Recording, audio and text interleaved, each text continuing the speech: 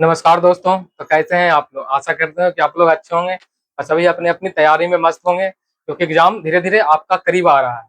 इसलिए आप लोग पढ़ते रहिए और मॉक टेस्ट लगाना मत भूलिएगा। डेली एक मॉक और उसका एनालाइज करना बहुत जरूरी है। जो भी गलती होता है उसके एक अलग कॉपी में नोट करें, उसको बार बार रिवाइज करें, ताकि आने वाला मॉक में वो फिर से दोबारा गलती नहीं हो। तो चलिए हम अपना काम करते हैं। और आपको जैसे वादा किया था कि एक वीडियो डेली टॉपिक वाइज आपको इस यूट्यूब चैनल पर मिलेगा।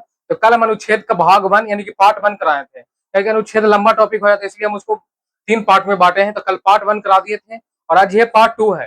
तो चलिए पार्ट 2 स्टार्ट करते हैं। कल हम राष्ट्रपति का करा दिए थे, उसके आगे हम देखते हैं आज उपराष्ट्रपति के बारे में देखते हैं। उसके आगे हम कंटिन्यू करते हैं। चलिए उपराष्ट्रपति आज हम स्टार्ट करते हैं। तो देखिएगा, उपराष्ट्रपति ने जो पहला अनुच्छेद है वह अनुच्छेद नंबर 63 है। अनुच्छेद नंबर 63 कहता है कि भारत का एक राष्ट्रपति होगा। अनुच्छेद कहता है कि भारत का एक राष्ट्रपति होगा। अनुच्छेद नंबर 63। अनुच्छेद 63 कहता है भारत का एक राष्ट्रपति होगा। अनुच्छेद नंबर 64 देखिएगा। अनुच्छेद नंबर 64 बोलता है कि उपराष्ट्रपति का राज्यसभा का सदन पदेन सभापति होगा, यानी कि उपराष्ट्रपति होते हैं जो सभा का पदेन सभापति होगा। फिर देखिएगा अनुच्छेद नंबर 65। अनुच्छेद नंबर 65 है कि राष्ट्रपति का पद खाली हो तो उपराष्ट्रपति राष्ट्रपति के रूप में काम करेंगे। यानी क्या कहना यह चाह रहा है, यदि राष्ट्रपति का पद खाली हो तो उपराष्ट्रपति राष्ट्रपति के रूप में काम करेंगे। फिर देखिएगा नेक्स्ट है अनुच्छेद नंबर 66। अनुच्छेद नंबर 66 कहता है कि उपराष्ट्रपति के निर्वाचन संबंधी प्रावधान, यानी कि उपराष्ट्रपति के जो निर्वाचन होता है उसके संबंधी कुछ प्रावधान होगा, उसके बारे में व्याख्या हमको करता है अनुच्छेद नंबर 66। अनुच्छेद 67 देखिएगा। अनुच्छेद 67 बोलता है कि उपराष्ट्रपति का कार्यकाल, यानी कि उपराष्ट्रपति का कार्यकाल जिस दिन से शपथ ग्रहण करते हैं उस दिन से कितना सालों तक होता है। तो इसके बारे में हमको बताइएगा कि उपराष्ट्रपति का कार्यकाल कितना वर्षों का होता है। इसका आंसर कमेंट बॉक्स में आप लोग दीजिएगा। आपसे उम्मीद करते हैं कमेंट बॉक्स में इसका आंसर जरूर दीजिएगा कि उपराष्ट्रपति का कार्यकाल कितने वर्षों के लिए होता है। नेक्स्ट है 68। नेक्स्ट नंबर 68 है, बोलता है कि उपराष्ट्रपति के पद रिक्त होने की जानकारी, यानी कि उपराष्ट्रपति का पद खाली होता है उसके बारे में जानकारी हमें अनुच्छेद नंबर 68 देता है। अनुच्छेद नंबर 69। अनुच्छेद नंबर 69 की उपराष्ट्रपति का शपथ राष्ट्रपति दिलाएंगे, यानी कि बताता है कि उपराष्ट्रपति का जो शपथ है जो राष्ट्रपति दिलाते हैं। तो कल हम अनुच्छेद जब पढ़ा तो उसमें बताए थे कि राष्ट्रपति का शपथ कौन दिलाते हैं। इसके बारे में हमको आंसर दीजिएगा कमेंट बॉक्स में। नेक्स्ट है क्वेश्चन 70 नंबर अनुच्छेद देखिएगा।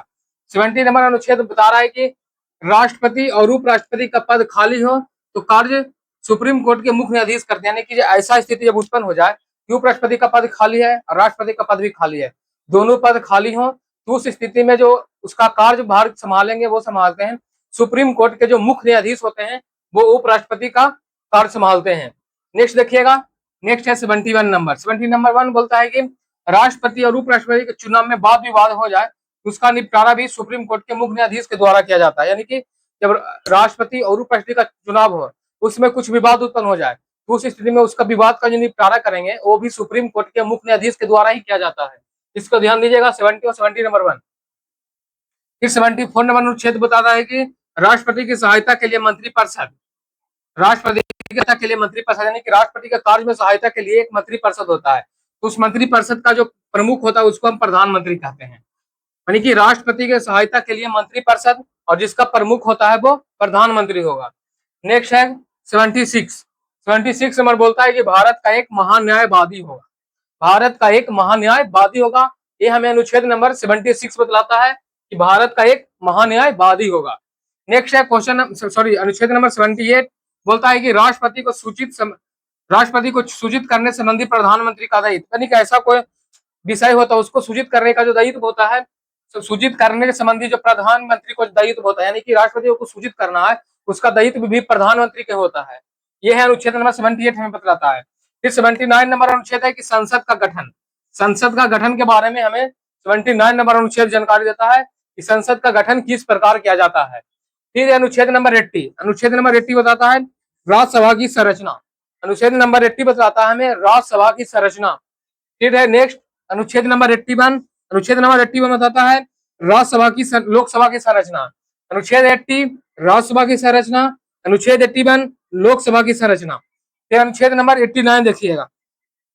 अनुच्छेद 89 बताता है कि राज्यसभा का सभापति के बारे में, और 93 बतला रहा हमें लोकसभा के अध्यक्ष के बारे में, यानी कि जो राज्यसभा का अध्यक्ष जो सभापति होते हैं उसके बारे में बतलाता है 89, लोकसभा का अध्यक्ष होते हैं उसके बारे में बतलाता है 93 नंबर अनुच्छेद।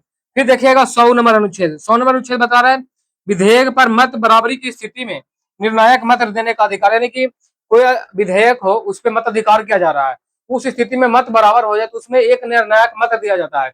उसके बारे में हमें बतलाता है अनुच्छेद नंबर 100, यानी कि 100 नंबर अनुच्छेद में बतलाता है कि विधेयक पर मत बराबरी की स्थिति में निर्णायक मत देने का अधिकार। फिर है अनुच्छेद नंबर 105। अनुच्छेद नंबर 105 है संसद की विशेष शक्ति, यानी कि संसद की विशेष शक्ति है, उसके बारे में हमें बतलाता है अनुच्छेद नंबर 105। अनुच्छेद नंबर 105 में बतला रहा है संसद की विशेष शक्ति। फिर है अनुच्छेद नंबर 108, देखिएगा अनुच्छेद नंबर 108 है संयुक्त अधिवेशन। अनुच्छेद नंबर 108 में संयुक्त अधिवेशन के बारे में जानकारी देता है। फिर अनुच्छेद 110 है, अनुच्छेद 110 हमें धन विधेयक के बारे में जानकारी देता है। अनुच्छेद 112 में वार्षिक वित्तीय विवरण के बारे में जानकारी देता है। और अनुच्छेद हमें 117 नंबर वित्त विधेयक के बारे में जानकारी देता है। यानी कि 63 से लेकर 117 तक जितना भी इंपॉर्टेंट अनुच्छेद है हम आपको बतला दिए हैं। इससे बाहर इतना से 63 से 117 तक यदि एग्जाम में क्वेश्चन आएगा अनुच्छेद से तो इससे बाहर नहीं पूछा, क्योंकि जितना भी इंपॉर्टेंट है हम बतला दें। चलिए इसको एक बार हम रिवीजन करवा देते हैं। अनुच्छेद नंबर 63 देखिए। अनुच्छेद नंबर 60 बोलता है कि भारत का एक उपराष्ट्रपति होगा। भारत का एक उपराष्ट्रपति होगा, इसके बारे में जानकारी हमें अनुच्छेद नंबर 63 देता है। फिर देखिएगा 64 हमें बतला रहा है उपराष्ट्रपति के राज्यसभा का पदेन सभापति होगा, यानी कि उपराष्ट्रपति जो होते हैं वो सभापति का पदेन सभापति होते हैं। उपराष्ट्रपति राज्यसभा का पदेन सभापति होते हैं। इसके बारे में जानकारी हमें अनुच्छेद नंबर 64 देता है। अनुच्छेद 65 देखिएगा राष्ट्रपति का पद खाली हो तो उपराष्ट्रपति राष्ट्रपति के रूप में काम करेंगे, यानी कि राष्ट्रपति का पद जब खाली हो तो उपराष्ट्रपति राष्ट्रपति के रूप में कार्य करते हैं। इसके बारे में जानकारी हमें अनुच्छेद नंबर 65 देता है। अनुच्छेद नंबर 66 देखिएगा उपराष्ट्रपति के निर्वाचन संबंधी प्रावधान, यानी कि उपराष्ट्रपति का निर्वाचन कैसे होता है इसके बारे में जानकारी हमें अनुच्छेद नंबर 66 देगा। 67 नंबर है उपराष्ट्रपति का कार्यकाल, यानी कि उपराष्ट्रपति का कार्यकाल कितने दिनों का होता है उसके बारे में जानकारी हमें अनुच्छेद 67 देता है। तो इसके बारे में हमको कमेंट में आंसर दीजिएगा कि उपराष्ट्रपति का कार्यकाल कितने वर्षों के लिए होता है। फिर अनुच्छेद नंबर 68 देखिएगा, बोल रहा है उपराष्ट्रपति के पद रिक्त होने की जानकारी, यानी कि उपराष्ट्रपति का पद रिक्त होता है उसके बारे में जानकारी हमें अनुच्छेद 68 देता है। अनुच्छेद 69 देखिएगा उपराष्ट्रपति का शपथ राष्ट्रपति दिलाएंगे, यानी कि उपराष्ट्रपति का शपथ संबंधी जो प्रावधान होता है उसके बारे में जानकारी हमें 69 नंबर अनुच्छेद देता है। फिर 70 देखिएगा, बोल रहा है राष्ट्रपति और उपराष्ट्रपति का पद खाली हो तो कार्य सुप्रीम कोर्ट के मुख्य न्यायाधीश करते हैं, यानी कि ऐसा स्थिति जब देश में उत्पन्न हो जाए कि उपराष्ट्रपति का पद भी खाली है और राष्ट्रपति का पद भी खाली है, उस स्थिति में जो कार्यभार संभालते हैं वो सुप्रीम कोर्ट के मुख्य न्यायाधीश द्वारा संभाला जाता है। फिर अनुच्छेद नंबर 71 देखिएगा राष्ट्रपति और उपराष्ट्रपति के चुनाव में यदि वाद विवाद हो जाए, यानी कि राष्ट्रपति और उपराष्ट्रपति का चुनाव होता है उसमें कुछ वाद विवाद हो जाए तो उसका निपटारा भी सुप्रीम कोर्ट के मुख्य न्यायाधीश द्वारा किया जाता है। फिर है 74 नंबर राष्ट्रपति का सहायता के लिए मंत्रिपरिषद, यानी कि राष्ट्रपति का सहायता है होता है उसके लिए मंत्रिपरिषद, उसके बारे में जानकारी हमें 74 देता है। यहाँ से एक समझ ये होता है मंत्रिपरिषद का जो प्रधान होता है उसको हम प्रधानमंत्री कहते हैं, यानी कि जो प्रमुख होते हैं मंत्रिपरिषद का उसको हम प्रधानमंत्री बोलते हैं। फिर 76 नंबर देखिएगा भारत का महान्यायवादी, यानी भारत का महान्यायवादी के बारे में हमें जानकारी देता है अनुच्छेद नंबर 76। अनुच्छेद नंबर 78 देखिएगा राष्ट्रपति को सूचित करने संबंधी प्रधानमंत्री का दायित्व, यानी कि राष्ट्रपति को सूचना सूचित करना होता है उसका दायित्व भी हमें प्रधानमंत्री को ही होता है। फिर है 79 नंबर संसद का गठन। 79 संसद का गठन। 80 राज्यसभा की संरचना, राज्यसभा की संरचना के बारे में हमें 80 बतलाता है और 79 हमें संसद का गठन के बारे में बतलाता है। फिर 81 है लोकसभा की संरचना। फिर 89 है राज्यसभा की सभापति और 93 है लोकसभा का अध्यक्ष।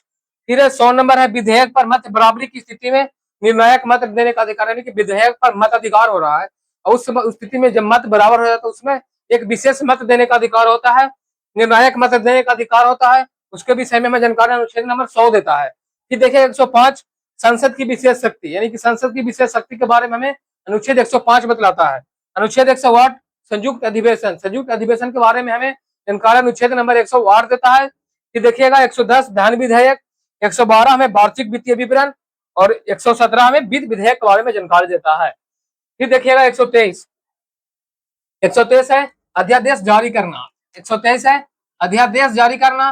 तो अध्यादेश कौन जारी करते हैं इसके बारे में आंसर हमें कमेंट में दीजिएगा जरूर। फिर देखिए 124 है सुप्रीम कोर्ट का गठन। 124 नंबर अनुच्छेद है सुप्रीम कोर्ट का गठन से संबंधित। 124 सुप्रीम कोर्ट का गठन से संबंधित है। 125 देखिएगा, सुप्रीम कोर्ट के न्यायाधीश के वेतन एवं भत्ता पेंशन, यानी कि सुप्रीम कोर्ट का न्यायाधीश जो वेतन भत्ता पेंशन के बारे में जानकारी हमें अनुच्छेद नंबर 125 देता है। फिर देखिएगा 127 हमें सुप्रीम कोर्ट के तदर्थ न्यायाधीश की नियुक्ति, यानी कि सुप्रीम कोर्ट के जो तदर्थ न्यायाधीश होते हैं उसके बारे में नियुक्ति की जानकारी हमें अनुच्छेद नंबर 127 देता है। फिर देखिएगा अनुच्छेद नंबर 129 है, सुप्रीम कोर्ट एक अभिलेख न्यायालय होगा, यानी कि सुप्रीम कोर्ट एक अभिलेख न्यायालय होगा, इसके बारे में जानकारी हमें अनुच्छेद नंबर 129 देगा। फिर से सुनिएगा, सुप्रीम कोर्ट एक अभिलेख न्यायालय होगा, उसके बारे में जानकारी हमें अनुच्छेद नंबर 129 देता है। फिर है मूल क्षेत्र अधिकार, मूल क्षेत्र अधिकार यानी कि सुप्रीम कोर्ट के में कौन सा क्षेत्र मूल क्षेत्र अधिकार में आता है उसके बारे में जानकारी हमें अनुच्छेद नंबर 131 देता है। यानी कि मूल क्षेत्र अधिकार के बारे में, मूल अधिकार क्षेत्र यानी कि मूल अधिकार क्षेत्र के बारे में हम अनुच्छेद नंबर 131 बतलाता है। फिर है 137 नंबर कानून की न्यायिक समीक्षा, कानून की न्यायिक समीक्षा के बारे में हमें अनुच्छेद नंबर 137 बतलाता है। फिर 143 नंबर राष्ट्रपति को यह अधिकार देता है कि कानूनी मसलों पर सुप्रीम कोर्ट से सलाह ले सकते हैं। यानी कि अनुच्छेद नंबर 144 हमें यह बतलाना चाहता है कि राष्ट्रपति को यह आदेश अधिकार देता है, यानी कि राष्ट्रपति को अधिकार देता है कि कानूनी मसलों पर आप सुप्रीम कोर्ट से सहायता ले सकते हैं।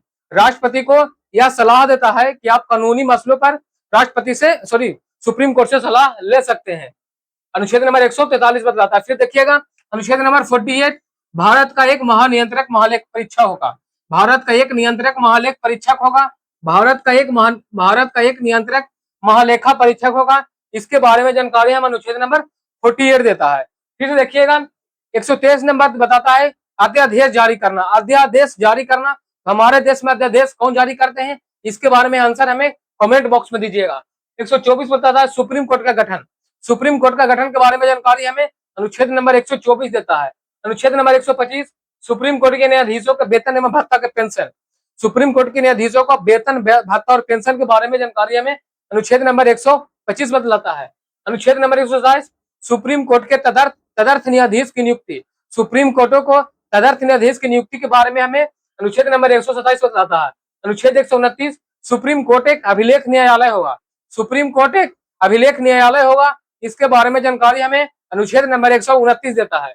अनुच्छेद नंबर 131 देखिएगा मूल अधिकार क्षेत्र, यानी कि सुप्रीम कोर्ट के में कौन सा मूल अधिकार क्षेत्र के अंतर्गत होता है उसके बारे में जानकारी हमें अनुच्छेद नंबर 131 देता है। फिर देखिएगा 137 कानून की न्यायिक समीक्षा, कानून की न्यायिक समीक्षा इसके बारे में जानकारी हम अनुच्छेद नंबर 137 देता है। 143 नंबर देखिएगा राष्ट्रपति को यह अधिकार देता है कि कानूनी मसलों पर सुप्रीम कोर्ट से सलाह ले सकता है, यानी कि राष्ट्रपति को यह अधिकार देता है कि कानूनी मसलों पर आप सुप्रीम कोर्ट से सलाह ले सकते हैं। अनुच्छेद नंबर 148 है भारत का एक नियंत्रक महालेखक परीक्षक होगा, अनुच्छेद नंबर 143 भारत का एक नियंत्रक महालेखा परीक्षक होगा, इसके बारे में जानकारी हमें 148 नंबर अनुच्छेद देता है। अब देखिएगा राज्यपाल स्पेशल है, यानी कि राज्यपाल के बारे में हम पढ़ लेते हैं। राज्यपाल पहला है राज्यपाल की परिभाषा हमें अनुच्छेद नंबर 152 में देखने को मिलता है, यानी कि राज्यपाल के बारे में जानकारी हमें अनुच्छेद नंबर 152 देता है। राज्यपाल के बारे में जानकारी हमें अनुच्छेद नंबर 152 देता है, राज्यपाल के बारे में जानकारी हमें अनुच्छेद नंबर 152 देता है।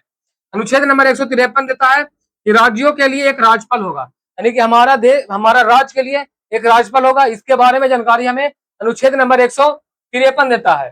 फिर देखिएगा अनुच्छेद 154 राज्यों की कार्यपालिका, राज्य की कार्यपालिका शक्ति राज्यपाल में निहित होती है, यानी कि राज्यपाल की कार्यपालिका जो शक्ति होती है वो राज्यपाल में निहित होती है। फिर अनुच्छेद नंबर 155 है राज्यपाल की नियुक्ति राष्ट्रपति करेंगे, राज्यपाल की नियुक्ति राष्ट्रपति करेंगे, इसके बारे में जानकारी हमें अनुच्छेद नंबर 155 देता है।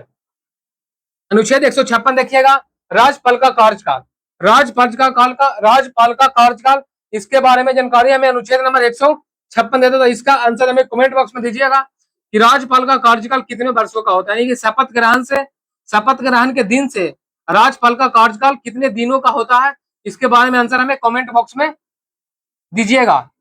फिर देखिएगा 157 राज्यपाल बनने की योग्यता, यानी कि राज्यपाल बनने के लिए क्या क्या योग्यता होती है, इसके बारे में जानकारी हम अनुच्छेद नंबर 157 देता है, यानी कि राज्यपाल बनने की क्या क्या योग्यता होती है, इसके बारे में जानकारी हमें अनुच्छेद नंबर 157 देता है।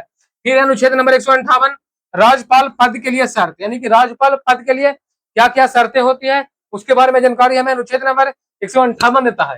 अनुच्छेद नंबर 159 राज्यपाल के शपथ ग्रहण की जानकारी, यानी कि राज्यपाल के लिए शपथ ग्रहण की जानकारी हमें अनुच्छेद नंबर 159 देता है। तो आपके यहाँ पे एक क्वेश्चन ये है कि राज्यपाल को शपथ दिलाते कौन है, राज्यपाल को शपथ दिलाते कौन है, इसका आंसर हमें कमेंट बॉक्स में दीजिएगा।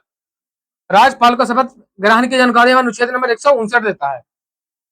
फिर देखिएगा 160 नंबर, कुछ आकस्मिकताओं में राज्यपाल की कृतियों का निर्वहन, यानी कुछ ऐसा कुछ क्या हो रहा है, कुछ आकस्मिकताओं में राज्यपाल के कृतियों का निर्वहन, अनुच्छेद नंबर 161 देखिएगा राज्यपाल के लिए क्षमादान, यानी कि कुछ ऐसा आकस्मिक स्थिति उत्पन्न हो जाता है। अनुच्छेद 160 बोल रहा है कि कुछ ऐसा आकस्मिक स्थिति उत्पन्न हो जाता है, उस स्थिति में राज्यपाल का कृतियों का निर्वहन, इसके बारे में जानकारी हमें अनुच्छेद नंबर 160 देता है। कुछ आकस्मिकताओं के में राज्यपाल की कृतियों का निर्वहन, इसका जानकारी हमें अनुच्छेद नंबर 160 देता है। अनुच्छेद नंबर 161 है राज्यपाल के लिए क्षमादान की शक्ति। यहाँ पे एक तो ध्यान दीजिएगा, कलम राष्ट्रपति का क्षमादान की शक्ति के बारे में बतलाए थे। उसने बतलाए थे कि हम राष्ट्रपति एक ऐसा व्यक्ति होता है जो मृत्युदंड भी माफ कर सकता है, लेकिन राज्यपाल को यह शक्ति नहीं है, राज्यपाल मृत्युदंड कभी माफ नहीं कर सकते हैं।